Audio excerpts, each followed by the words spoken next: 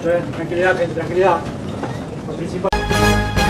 বিশ্বকাপ ফাইনালের আগে টানেলে দাঁড়িয়ে সতীর্থদের উদ্দেশ্য লিওনেল মেসির একটি কথা এখন নতুন করে আলোচনার জন্ম দিয়েছে।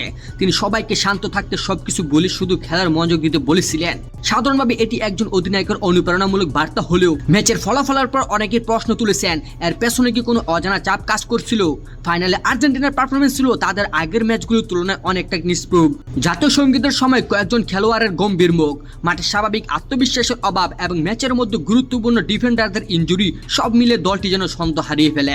ম্যাচ শেষে আরেকটি বিষয় নজর কাড়ে, আর্জেন্টিনার খেলোয়াড়দের কেউ তৎক্ষণাৎ গণমাধ্যমে কথা বলেননি।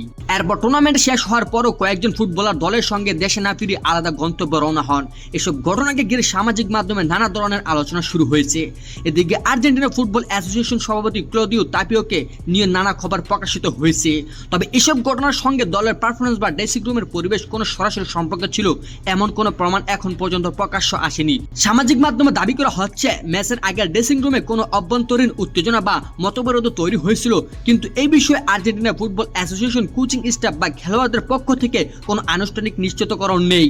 তাই আপাতত এতটুকু বলা যায়, মেসির সেই বক্তব্য এবং ফাইনালের ঘটনাগুলো অনেক প্রশ্নের জন্ম দিলেও এগুলোর পেছনের প্রকৃত কারণ কি ছিল তা নিশ্চিতভাবে জানা যায়নি। ভবিষ্যতে সংশ্লিষ্টদের বক্তব্য বা নতুন তথ্য সামনে এলে রহস্যের জন্য জোট খুলব অবশ্যই। এর আগে চ্যানেলটি সাবস্ক্রাইব করে রাখুন।